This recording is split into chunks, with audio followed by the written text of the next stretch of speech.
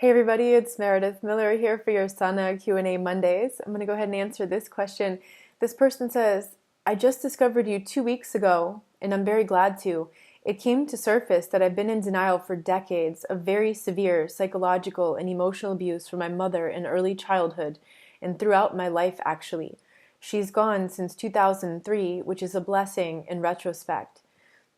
This wake-up call showed me that I was also abused, used, and manipulated by family members, brothers, sisters too, for most of my life, and by a lot of quote-unquote friends and other people. I've cleaned most of them out of my life in the last 3 years, which was very difficult and grieving to do. One thing I could not manage well was the anger that surfaced. It's the anger that gives me problems still. It's still so easily triggered and I still can't control it well. It just surfaces and then I get the strong urge to act it out, knowing very well it's not productive at all and it only hurts myself afterwards. Can you please share some thoughts on how you cope or coped with this? The breathing technique I know and use since years, and it's helpful but not sufficient often enough. The anger still breaks through sooner or later. So first of all, good job moving all the toxic people out of your life. It's very difficult to do that. It's difficult first to recognize them, right? And to suddenly you see the patterns. And then it's even more difficult to make those cuts, especially if you realize that getting all these people out of your life might mean that you're quite alone for a period of time until you can form new friendships with more kindred spirits, healthier people. So that's a really difficult thing to do. And you did that work. So that's wonderful. Make sure that you celebrate the fact that you took care of yourself, that you loved yourself enough to make those cuts for your own well-being. Now, I understand how easily it is to be triggered into the anger, right? When you still have anger from the past, what happens is it's maybe somebody does something and it's not even personal. Maybe it's not even that big of a deal, or maybe they just disagree with you. Maybe it's not even like a full-on psychopath or narcissist or sociopath abusing you. Maybe it's like a simple thing, or somebody cuts you off, driving or something like that. And what can happen is misdirected anger. Right? Because that thing, whatever that was, that activity, that event triggered the anger that you still haven't processed. And then maybe you project that anger on someone and it's like that wasn't really a big deal. And that wasn't even really what your anger was about, because your anger was about the past, about something that you haven't processed yet. So yeah, like you said, breathing helps in the moment. So say you're in the moment, you're at work and your coworker's just being a jerk. Right? Or that jerk cuts you off, on the road, or somebody cuts in front of you in line at the grocery store, whatever. In those moments, you want to remember to breathe and just breathe and keep breathing in the moment so that you don't allow yourself to act out that anger, because you don't want to do that, right? That just creates more negative karma. It just makes you feel worse. Then you feel ashamed and guilty. And then later you're mad at yourself even because you behaved in that way. And that's not really who you want to be, right? So the breathing stops you from the instant reaction to that anger, from getting involved in that misdirected anger, right? When you're feeling triggered and you don't actually want to react to that.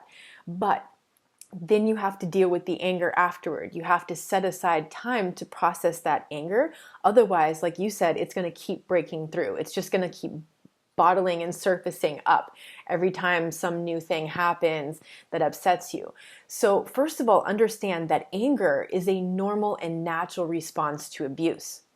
It is a normal and natural response to abuse. That kind of anger is called righteous anger. That kind of anger tells you someone is hurting you and you need to take an action. That anger is meant to motivate you to do something so that you stop allowing that person to hurt you, right? But then you need to go process that anger so that it doesn't stay stuck in your body. So some of us tend towards feelings of anger, right? And that's what we have in our body. And what we get is a lot of muscle tension and inflammation, that kind of stuff, inflammatory related diseases. Then there are other people who tend to turn that anger inward and it becomes depression. And that's often when you'll see more of the autoimmune illnesses, because autoimmune is like the body destroying itself.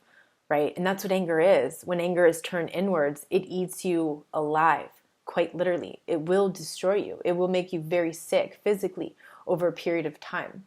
So you want to be mindful of that and allow the anger to come out. So if you're depressed, you need to get angry. Every now and then I'll get a client who says that they're really stuck in the depression, and I tell them, okay, you have to get angry. You have to get angry. You have to remind yourself of those things that made you angry. Maybe even, and often usually, the people who tend towards that kind of depression have more anger towards themselves than even other people. And so they need to process the anger they have towards themselves. We were all angry at ourselves at some point, right? Why did I believe them? Why did I allow this? Why did I enable it? I should have done this and that and the other, and we're shitting all over ourselves, right? So that can become very toxic.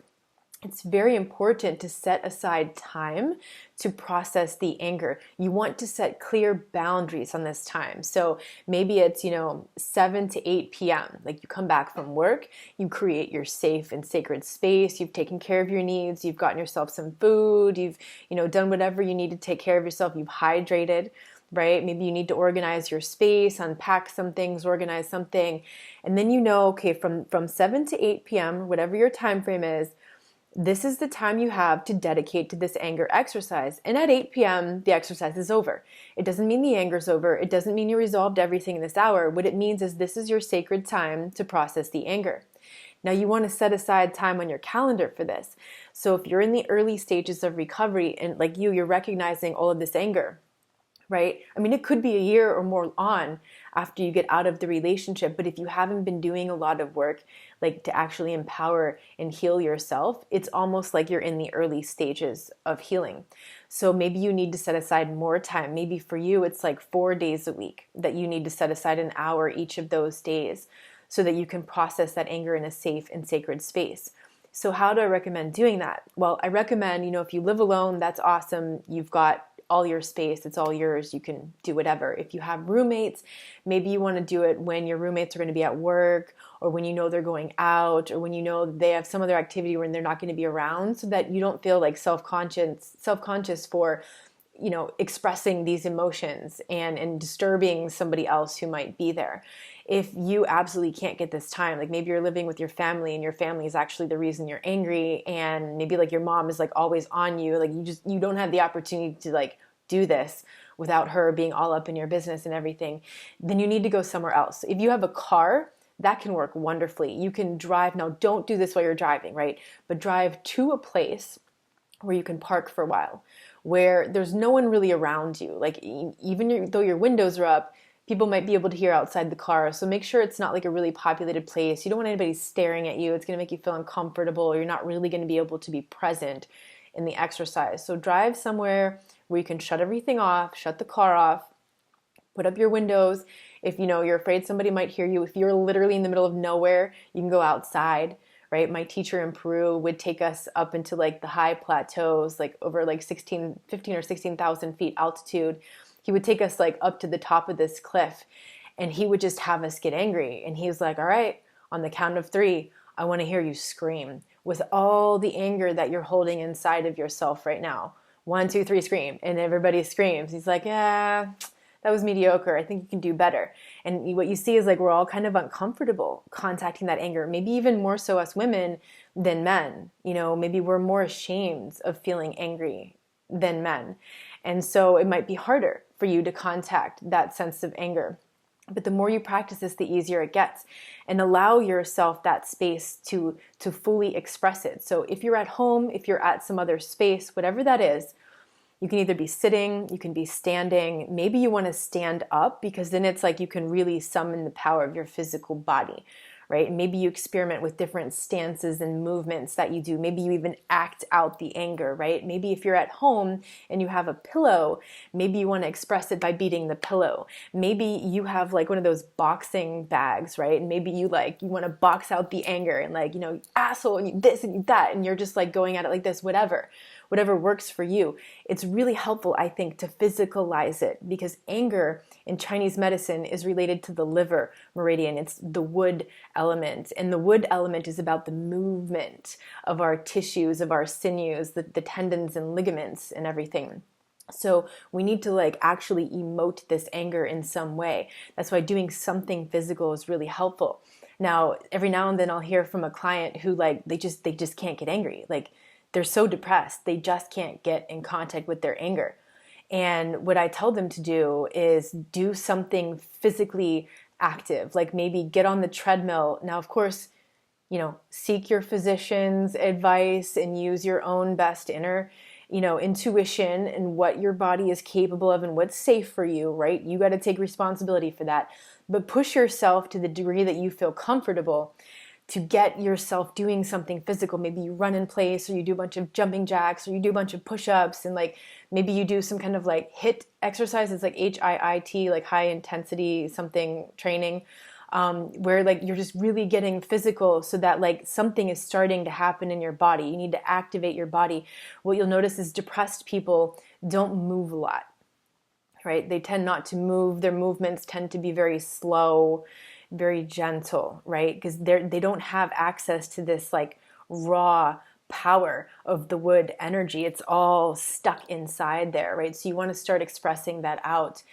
And imagine a person that you're angry about. So maybe you take the recent experience, the most recent experience to start with. And you see this person, you imagine this person in front of you, and you tell them why you're angry at them. Oh, you're such a jerk because you did this and that and this and that, and I felt this and that, and how could you treat me like this and that? Whatever. Don't edit yourself. Don't judge the thoughts, the words that are coming out of your mouth. Don't judge the anger that you're feeling. You're not hurting anyone. You're getting it out. You're not actually talking to a person or projecting this anger on them. You're processing the past. You're processing the emotions you feel about the past. So you want to get this out.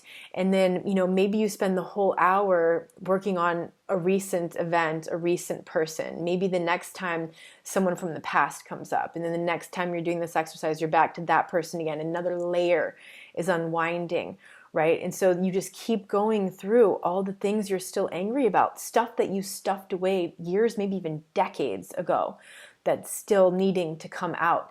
So when you allow yourself the regular time to do this work, you're allowing the space for this to come out, to process this stuff. Like I said, it's usually easier to start with the most recent examples that make you angry. Some people might be most angry about the childhood. So maybe that's where you start. That's okay. Trust yourself, trust the process, trust what you're releasing, and don't edit yourself. Don't be like, oh, that looks terrible and that sounds terrible and like it's not very ladylike or whatever. You might be telling yourself, let it out. That's why you've created this safe and sacred space, so that you don't have to worry about anyone else's judgment. This is your time to help yourself, to heal yourself. And so go ahead and go through all of these people that have made you angry. So you might be doing these anger exercises for months. Maybe you're doing it 3-4 times a week for an hour or half an hour each time, and this goes on for months. But what you'll notice is that you're feeling better and better and better after each time. And after you finish that exercise, remember, you're going to set a timer or something, or keep track of the time in a way that you're not just going to indulge in this for too long. You're going to set aside this very sacred and clear time for yourself. And then afterward, allow yourself some recovery time. So do something that makes you feel delicious. Like maybe you like to take a salt bath or a bubble bath, or maybe just a hot steam or shower, or you want to just go take a walk, and maybe you want to walk briskly, or maybe you want to walk gently, or maybe, you want to go to the gym, or maybe you want to prepare some healthy foods for yourself, or maybe you want to sit and meditate for a period of time. But set aside some time afterward for self-care, so that you can come back to yourself, you can come back to be really grounded and present in the moment. And I would recommend journaling as well. While it's still fresh in your mind, after each of those times that you're working on the anger, that you write in your journal what came up for you. Like, what were some thoughts you had? What were some feelings you had? What were some memories that came up? What are some insights and revelations that you gathered through that experience? And again, write it down right away while it's still fresh in your mind. And that's going to be really helpful for you, and even validating to go back and look at later. So this is really important for people who have been abused, whether it's been recently or in the past. Most of us just got that anger stuck in the body in some way. It either somaticized into the muscles and other tissues of the body, Or, it turned into depression because we turned that anger so deeply inward towards ourselves. So it's really important to do this work. And if you haven't done the anger work, it's really important to set aside the time to do that so that you can move forward, so that you don't feel constantly triggered, by things, by reading some comment somebody wrote on your Facebook page or your Instagram page. And it's like this wave of anger comes up and you want to fight and everything. That's the past. That means you still have work to do to work on that anger, and again, don't beat yourself up for feeling that anger. That's not the toxic kind of anger that the abuser uses to manipulate and control other people's behavior. So it might be that you have a belief system that says, well, I can't get angry because then I'm going to be like, maybe your father was abusive, or your ex, would use this kind of maybe this overt projection of anger on you. Like anytime you put a boundary up or enforced a boundary and they got really angry in order to punish you and manipulate you into doing what they wanted. That's how they imposed themselves on you, was with that anger. That's a toxic form of anger when it's used to manipulate another person's behavior. But a righteous form of anger is that anger that you feel when you have been hurt and used and abused. And you have every right to feel that, but you don't want to hold on to that, because then it's like literally, they say, I think it's in Buddhism, right, where they say if you hold on to anger and hatred, it's like drinking poison and hoping that your enemy will die. It will poison you. It will poison your mind. It will poison your body, and it will not lead you in the direction of happiness. So that's why it's really important to get that out, to get out the anger, to do this process. I also recommend checking out John Bradshaw if you haven't done his work on the inner child healing, Homecoming, for example, the book, and his YouTube videos of, I think there were conferences and workshops that he did on helping people heal from childhood wounds, the inner child, and he does these exercises with anger. In fact, you'll see some videos where they're in group settings, and people are taking turns in the support group kind of situation, getting angry about things that happen to them. And so when you see that and you see the raw and real and authentic expression of that, it kind of gives you permission to let yourself do it, and you won't judge yourself as much for getting angry and expressing that anger. You got to get it out. You got to move it. The emotion has to move out or it will make you sick. You deserve to be happy. So set aside the time and be willing to do the work. It's not easy work, right? It's not easy, but be willing to do the work because it's worth it. It is so worth it what's on the other side for you. I'm sending a big hug to you.